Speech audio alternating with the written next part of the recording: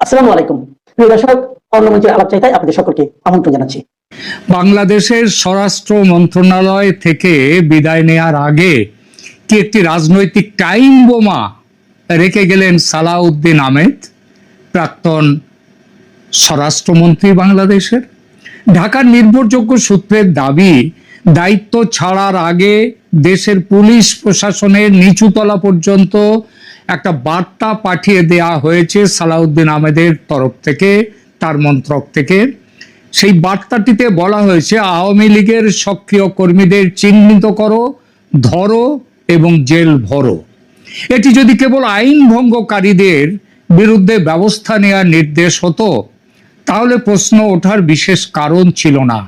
কিন্তু অভিযোগ হচ্ছে অপরাধের নির্দিষ্ট প্রমাণ নয়, তার রাজনৈতিক পরিচয়ই অনেক ক্ষেত্রে গ্রেপ্তারের প্রধান মাপকাঠি হয়ে উঠতে পারে। আরো বিস্ফোরক খবর, এই নীতি নিয়েই প্রধানমন্ত্রী তারেক রহমানের সঙ্গে সালাউদ্দিন আহমেদের তীব্র মতবিরোধ হয়েছে। একদিকে সালাউদ্দিন আহমেদের অবস্থান, আওয়ামী লীগকে বাংলাদেশের রাজনীতিতে 1 ইঞ্চিও জমি ছেড়ে দেয়া যাবে না। অন্যদিকে তারেক রহমান বুঝতে শুরু করেছেন, বাংলাদেশে আগামী 5 বছর স্থিতিশীলভাবে সরকার চালাতে হলে শুধু জামায়াত, এনসিপি কিংবা বিএনপির অভ্যন্তরীণ সমীকরণ সামলালেই হবে না, ভারত এবং আমেরিকার কৌশলগত উদ্বেগকেও গুরুত্ব দিতে হবে। যে উদ্বেগের কথা জানিয়ে গেছেন কয়েকদিন আগে ঢাকায় গিয়ে সার্জিও গোর, এবং তারপরে ভারত থেকে এসছেন সেখানকার রয়ের প্রধান পরাগ জৈন এবং তার সঙ্গে কিছু অফিসার, এবং শুধু তাই না, তারেক রহমানের সঙ্গে ভারতের রাষ্ট্রদূত দীনেশ ত্রিবেদীর আলোচনার মধ্য দিয়েও এই কথাই প্রমাণ হয়েছে। এবং পরে আবার সার্জিস গোর তিনি দিল্লিতে অজিত ডোভালের সাথে বৈঠক করেছেন, 2 দিন বৈঠক করেছেন পররাষ্ট্র দপ্তরের সাথে, ভারতের পররাষ্ট্র দপ্তর। আর এই সব সমীকরণের কেন্দ্রবিন্দুতে এখন একটি নাম, শেখ হাসিনা। তাহলে কি স্বরাষ্ট্র মন্ত্রণালয় থেকে সালাউদ্দিন আহমেদকে সরিয়ে দেয়া নিছক প্রশাসনিক রদবদল নয়? এর পেছনে কি লুকিয়ে রয়েছে বাংলাদেশের ভবিষ্যৎ রাজনৈতিক পথ নিয়ে তারেক ও সালাউদ্দিনের মধ্যে মৌলিক সংঘাত? চলুন বিষয়টি ধাপে ধাপে বোঝার চেষ্টা করি। প্রকাশ্যে যে দেখা যাচ্ছে যে বিষয়গুলি, অর্থাৎ যাচাইযোগ্য ঘটনাগুলি দেখে নেওয়া যাক। আগস্টের শুরুতেই সালাউদ্দিন আহমেদ জানিয়েছিলেন, নিষিদ্ধ আওয়ামী লীগের সম্ভাব্য তৎপরতার কারণে সারা দেশের পুলিশকে সতর্ক রাখা হয়েছে। 2রা আগস্ট এইটা তিনি খবরটা পাঠান। অথচ তার পরের দিনে তিনি বলেন, 5 আগস্টকে কেন্দ্র করে নাশকতা করার মতো সাংগঠনিক ক্ষমতা আওয়ামী লীগের আর নেই। অর্থাৎ একদিকে তিনি বললেন আওয়ামী লীগ রাজনৈতিকভাবে ধ্বংস হয়ে গেছে, তার জানাজা হয়ে গেছে। অন্যদিকে সেই ধ্বংস হয়ে যাওয়া দলকে আটকাতে গোটা পুলিশ প্রশাসনকে তিনি সতর্ক করে দিচ্ছেন। কি অদ্ভুত বৈপরীত্য! এরপর শেখ হাসিনার দেশে ফেরার ঘোষণা সামনে আসতেই সালাউদ্দিন আরো কঠোর ভাষা ব্যবহার করেন। তার বক্তব্যের সার কথা ছিল, আওয়ামী লীগ শেষ, দলটি দিল্লিতে সমাধিত এবং বাংলাদেশের মানুষ শেখ হাসিনাকে রাজনীতিতে ফিরতে দেবে না। তিনি ভারতকে হাসিনা কার্ড খেলার অভিযোগেও অভিযুক্ত করেন। কিন্তু অদ্ভুত ব্যাপার হচ্ছে, ঠিক সেই একই সময়ে প্রধানমন্ত্রী তারেক রহমান ভারতীয় হাই কমিশনার দীনেশ ত্রিবেদীর সঙ্গে আবার তিনি মিটিংয়ে বসছেন। তার মানে দেখা গেল যে সব পুলিশ ফাঁড়িতে আওয়ামী লীগ কর্মীদের গ্রেপ্তারের নির্দেশ, তারেক সালাউদ্দিন ঝগড়া এবং ভারত আমেরিকার চাপ, এই 3টি বিষয় স্বাধীনভাবে প্রমাণিত নয়। তাই ভাষায় আমরা বলেছি সূত্রের দাবি, কারণ এই বিষয়টা একেবারে কার্পেটের নিচে রেখে দেওয়া হয়েছে। কিন্তু কার্পেটের নিচে ঢুকিয়ে রাখলেই যে খবরগুলো মিথ্যে হয়ে যায় তা তো নয়। সুতরাং এটাই হচ্ছে যাওয়ার আগে তারেক রহমানের সরকারের কাছে স্বরাষ্ট্রমন্ত্রী হিসেবে একটি বড় চাল দিয়ে চলে গেলেন সালাউদ্দিন আহমেদ। তিনি অন্য ডিপার্টমেন্টে চলে গেছেন। আপাত দৃষ্টিতে দেখুন, এটা মন্ত্রিসভার একটা সাধারণ রদবদল। একজন মন্ত্রী এক দপ্তর থেকে অন্য দপ্তরে যাচ্ছেন, এর মধ্যে অস্বাভাবিক কিছুই নেই। কিন্তু বাংলাদেশের ক্ষমতার অলিন্দ থেকে যে খবর পাওয়া যাচ্ছে তা যদি সত্যি হয় তাহলে ঘটনাটি নিছক প্রশাসনিক রদবদল নয়, এর পেছনে আছে শেখ হাসিনার সম্ভাব্য প্রত্যাবর্তন, আওয়ামী লীগের রাজনৈতিক ভবিষ্যৎ এবং প্রধানমন্ত্রী তারেক রহমানের ক্ষমতায় টিকে থাকার কৌশল নিয়ে এক গভীর সংঘাত বিএনপির দলের মধ্যেই। নির্ভরযোগ্য সূত্রের দাবি, স্বরাষ্ট্র মন্ত্রণালয় ছাড়ার আগে সালাউদ্দিন আহমেদ দেশের বিভিন্ন পুলিশ ইউনিট ও ফাঁড়িতে নির্দেশ দিয়ে গিয়েছেন, আওয়ামী লীগের সক্রিয় কর্মীদের খুঁজে বার করো, গ্রেপ্তার করো এবং জেল ভরো। আর এই নির্দেশ নিয়েই প্রধানমন্ত্রী তারেক রহমানের সঙ্গে তার রীতিমতো উত্তপ্ত বাক্য বিনিময় হয়েছে, যেটাকে সাধারণ ভাষায় বলা যায় ঝগড়া। যে সালাউদ্দিন আহমেদ নিজেকে ডেপুটি প্রাইম মিনিস্টার এবং প্রধানমন্ত্রীর পর সব থেকে গুরুত্বপূর্ণ মন্ত্রী মনে করতেন এবং সেটা তিনি বলতেনও, প্রচারও করতেন, সেই বিষয়টি একেবারে ঘেঁটে গেছে। আজকের আলোচনার সবচেয়ে গুরুত্বপূর্ণ প্রশ্ন তাই তিনটি। সালাউদ্দিন আহমেদ কি সত্যিই বিদায়ের আগে শেষ খেলাটি খেলে গেলেন? তারেক রহমান কেন আওয়ামী লীগকে পুরোপুরি ধ্বংস করার বদলে কিছুটা রাজনৈতিক জায়গা বা স্পেস দিতে চাইছেন? এবং শেখ হাসিনার দেশে ফেরার সম্ভাবনার সঙ্গে এই সংঘাতের সম্পর্ক ঠিক কোথায়?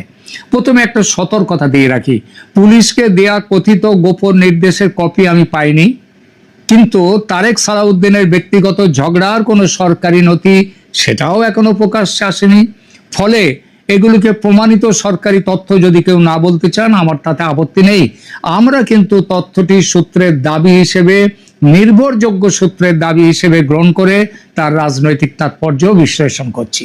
তবে প্রকাশ্য ঘটনা প্রবাহের সঙ্গে এই সূত্রের বক্তব্যের বেশ কিছু অদ্ভুত মিল রয়েছে। দেখুন, আগেই বলেছি 2রা আগস্ট সালাউদ্দিন আহমেদ প্রকাশ্যে বলেছিলেন নিষিদ্ধ আওয়ামী লীগের সম্ভাব্য তৎপরতার খবর পেয়ে সারা দেশের পুলিশকে সতর্ক করা হয়েছে। কবে বলেছিলেন? 2রা আগস্ট। পরের দিন তিনি আবার বলেন আওয়ামী লীগের বড় ধরনের নাশকতা ঘটনার ক্ষমতা আর নেই। অর্থাৎ একদিকে তিনি দলটিকে রাজনৈতিকভাবে মৃত বলছেন, অন্যদিকে পুলিশকে সর্বোচ্চ সতর্কতায় রাখছেন। আর শেখ হাসিনা দিল্লি থেকে দেশে ফেরার ঘোষণা দেওয়ার পর সালাউদ্দিনের ভাষা আরো কঠোর হয়ে যায়। তিনি বলেন আওয়ামী লীগ রাজনৈতিকভাবে ধ্বংস হয়ে গেছে, দলটি দিল্লিতে সমাধিস্থ হয়েছে এবং বাংলাদেশের মানুষ তাকে আর রাজনীতিতে ফিরতে দেবে না। ভারতের বিরুদ্ধেও তিনি অভিযোগ করেন দিল্লি একদিকে বাংলাদেশের সঙ্গে বন্ধুত্বের কথা বলছে, অন্যদিকে হাসিনা কাট খেলছে। এই বক্তব্যগুলো কেবল একজন স্বরাষ্ট্রমন্ত্রীর প্রশাসনিক মন্তব্য ছিল না, এগুলো ছিল একটি স্পষ্ট রাজনৈতিক অবস্থান।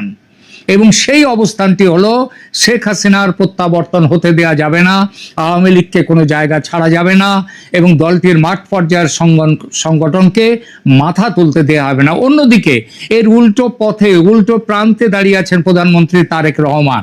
এখানে অনেকে প্রশ্ন করবেন, তারেক রহমান তো প্রকাশ্যেই ভারতের কাছে শেখ হাসিনার প্রত্যর্পণ চেয়েছেন, তাহলে তিনি কিভাবে হাসিনার নিরাপদ প্রত্যাবর্তন চাইছেন? উত্তরটি বাংলাদেশের প্রকাশ্য কূটনীতি এবং পর্দার আড়ালের বিশ্ব রাজনৈতিক কৌশলের, ভূ রাজনৈতিক কৌশলের পার্থক্যের মধ্যে লুকিয়ে আছে। প্রকাশ্যে তারেক রহমানকে প্রত্যর্পণ চাইতেই হবে, কারণ বিএনপির কর্মী, সমর্থক, জুলাই আন্দোলনের অংশগ্রহণকারী এবং শেখ হাসিনা বিরোধী জনমতের সামনে তিনি বলতে পারেন না যে সরকার হাসিনার ফিরে আসার পথ তৈরি করছে, তাকে একটা ব্যবধান রাখতেই হয়। কিন্তু প্রত্যর্পণের দাবি এবং নিয়ন্ত্রিত প্রত্যাবর্তন দুটো এক জিনিস নয়।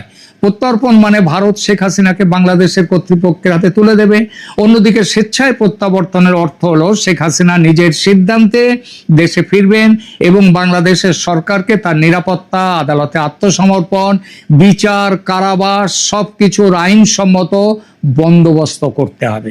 শেখ হাসিনা নিজে ডিসেম্বরের মধ্যে বাংলাদেশে ফেরার ইচ্ছা প্রকাশ করেছেন, কিন্তু আমাদের ধারণা আগস্টে যখন তারেক রহমান ব্রিক্স সম্মেলনের আগেই দিল্লিতে আসছেন, প্রধানমন্ত্রী নরেন্দ্র মোদীর সাথে কথা বলছেন এবং ব্রিক্স সম্মেলনে অংশ না নিয়ে তিনি আবার ফিরে যাচ্ছেন। আর শেখ হাসিনা কিন্তু ডিসেম্বরের মধ্যে বলেছেন কিন্তু তিনি সেপ্টেম্বরেই ফিরবেন, এমন খবরও অত্যন্ত ঘনিষ্ঠ এবং গোপন সূত্র থেকে আমাদের কাছে এসছে। একই সঙ্গে শেখ হাসিনা আওয়ামী লীগের উপর থেকে নিষেধাজ্ঞা প্রত্যাহার, রাজনৈতিক বন্দীদের মুক্তি এবং তার বিরুদ্ধে দায়ের করা মামলাগুলোর নিরপেক্ষ বিচার দাবি করেছেন। তার ঘোষণা আন্তর্জাতিক সংবাদ মাধ্যমেও এসেছে যথেষ্ট গুরুত্বের সঙ্গে। অর্থাৎ হাসিনা প্রসঙ্গটি এখন আর শুধু ভারত ও বাংলাদেশের মধ্যে প্রত্যর্পণের বিষয় নয়, এটি বাংলাদেশের অভ্যন্তরীণ স্থিতিশীলতার প্রশ্ন হয়ে উঠেছে। তারেক রহমান বুঝতে পারছেন শেখ হাসিনাকে অনির্দিষ্টকাল ভারতের মাটিতে রেখে বাংলাদেশের রাজনীতিকে স্থিতিশীল করা যাবে না, বাংলাদেশ বাঁচতেও পারবে না ভারতের সাহায্য ছাড়া। কারণ দিল্লিতে অবস্থান করেও শেখ হাসিনা রাজনৈতিক বার্তা দিতে পারেন, আওয়ামী লীগের ছড়িয়ে ছিটিয়ে থাকা সংগঠনকে সক্রিয় করতে পারেন, বাংলাদেশের ওপর আন্তর্জাতিক চাপ বাড়াতে পারেন, ভারত বাংলাদেশ সম্পর্কেও প্রতিনিয়ত নতুন উত্তেজনা তৈরি হতে পারে। কিন্তু তিনি যদি দেশে ফেরেন তাহলে তাকে একটা দৃশ্যমান আইনগত কাঠামোর মধ্যে রাখা সম্ভব। আদালত ঠিক করবে তিনি জামিন পাবেন, বন্দী থাকবেন না অন্য কোনো আইনি সুবিধা পাবেন। সরকার বলতে পারবে সিদ্ধান্তটি রাজনৈতিক প্রতিহিংসার নয়, আদালতের। তারেক রহমানের সামনে দ্বিতীয় বড় হিসাব ভারত। বাংলাদেশের অর্থনীতি, সীমান্ত, বিদ্যুৎ, জ্বালানি, যোগাযোগ, আঞ্চলিক নিরাপত্তায় ভারতের ভূমিকা অস্বীকার করার কোনো সুযোগ নেই। ভারতের সঙ্গে স্থায়ী সংঘাত রেখে 5 বছর নির্বিঘ্নে সরকার চালানো অত্যন্ত কঠিন। 10 আগস্ট ভারতীয় হাই কমিশনার দীনেশ ত্রিবেদীর সঙ্গে বৈঠকে তারেক রহমান নিজেই দুই দেশের সম্পর্ক উন্নয়নের জন্য একটি অনুকূল পরিবেশ তৈরির প্রয়োজনীয়তার কথা বলেছেন, একথা ঘোষণা করেছেন দীনেশ ত্রিবেদী স্বয়ং। একই বৈঠকে বাংলাদেশ হাসিনার প্রত্যর্পণের দাবি তুলেছে। অর্থাৎ তারেক